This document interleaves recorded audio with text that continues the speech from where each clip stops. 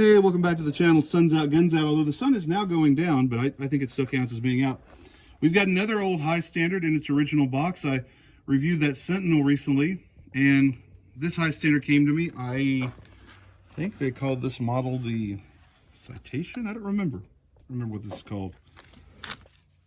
The Dura-Matic. Okay, is what this is called. Although in the gun it says the Plinker. Anyway, it's got this very cool sort of atomic age look and vibe to it. It's got a grip angle similar to a Whitney Wolverine. Gosh, the slide is very reminiscent of an old Colt Woodsman. The whole thing is very reminiscent of a Woodsman or a Browning Buckmark, although that was later. As you can see, the original box has a cutout for a short-barreled model or a long-barreled model. So your front sight either fits there or there, depending on which one you bought. They use the same box for both. I have known this pistol a long time. Someone has loaned me this pistol to evaluate today, and he's somebody that I've known pretty much all my life, and this pistol was bought before I was ever even born. This is probably a mid-70s gun, and he's the original owner, and he complained that his magazine, he said the cartridges used to fit really tightly in the magazine, and he's noticed that they fit sort of loosely now. The feed lips he thinks have spread out some, and the cartridges sit higher, and he complained that he was getting some malfunctions. And so what he did was take pliers and squeeze those feed lips back together, sort of cold form them, and that is not really the textbook way of doing that. And what I would do if I had a classic high standard pistol and I was having trouble with a magazine, I would just get another magazine. But it's not crazy to bend your magazine feed lips back. Some people have had luck with that. Some gunsmiths have luck with that. Brownell sells tools for reforming magazine feed lips and repairing them. So it's not the craziest thing in the world. We're going to try it out and see how it works. He wanted me to bring it out to the range and test it, and we're gonna see how it goes. It's a very cool pistol. Our safety is this cross bolt, and that locks the slide. And if we retract the slide all the way and then engage the safety, that holds the slide open. And that is the only slide hold open that's available. It's very similar to what we would see on a Mark I Ruger from the same era. But yeah, we're going to try it out and see how it goes. All right, I've loaded up the high standard Plinker with our Remington Golden bullet load. My memory is that the owner of this one usually would shoot CCI ammo back in the day. I didn't bring any CCI with me because I didn't know I was going to be shooting this one today. He's got some Aguila in the box. I haven't tried that. We're going to see how it does with Golden bullet. I don't know that this pistol has ever been shot with Remington ammo. Already we have a malfunction. I can tell you that the cartridges fit in there in the magazine very snugly. It was tight, so I don't know what to expect. We're going to see.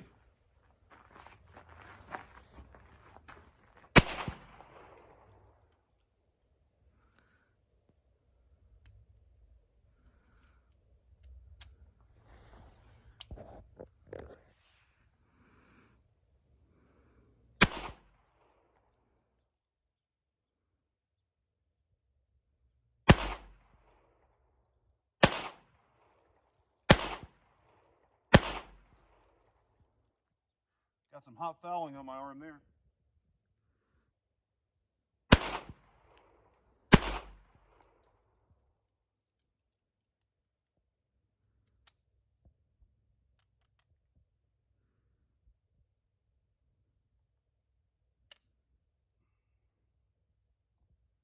Well, the striker went forward, or hammer, but we did not get a bang.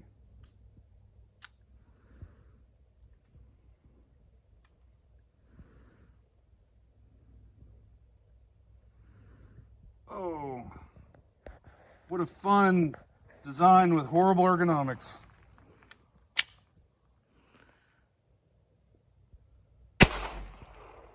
That cartridge was still in the chamber. The extractor didn't grab it. And fortunately, we didn't try to feed another one behind it. So far, this pistol does not seem to like the Golden bullet.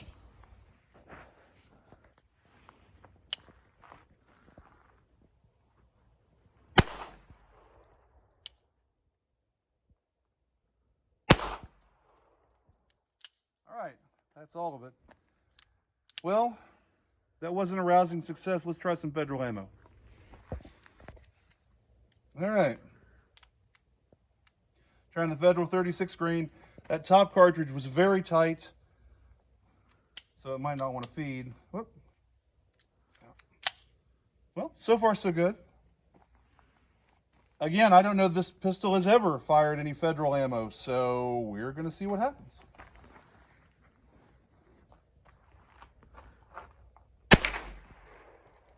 You know, it occurs to me, I do remember shooting some Federal ammo through this pistol as a kid, I'm pretty sure.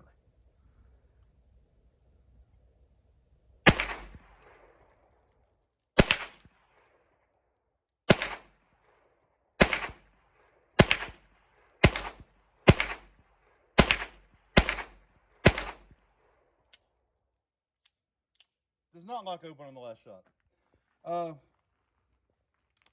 Okay, well, that went pretty well. Guess I can't complain. I liked that a lot better than the Remington. Let's try something else.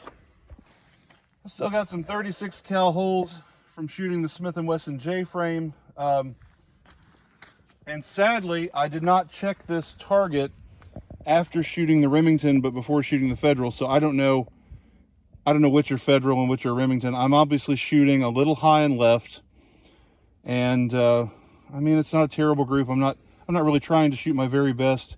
It's okay, and we're mostly testing the pistol for function, and we're not checking accuracy, but I was just curious to come down and have a look at the target. So there it is. All right, this magazine will hold 11 rounds, but the 11th one is awfully tight with only 10. Fits in the pistol quite a bit better. Let's shoot at the head of the target this time and just see what happens. We're shooting the Federal 36 grain Champion again.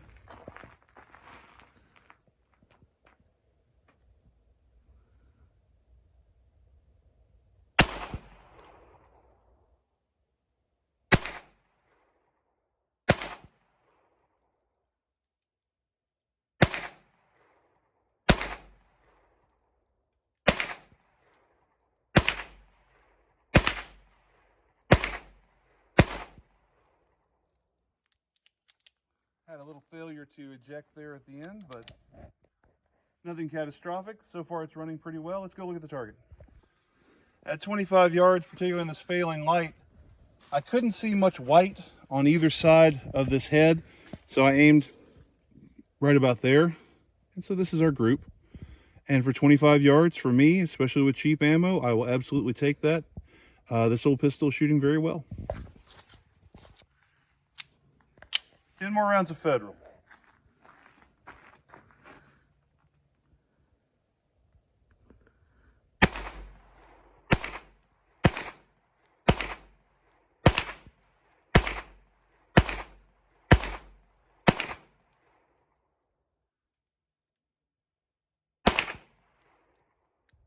Yep, ran flawlessly that time. 10 more rounds of Federal, 25 yards.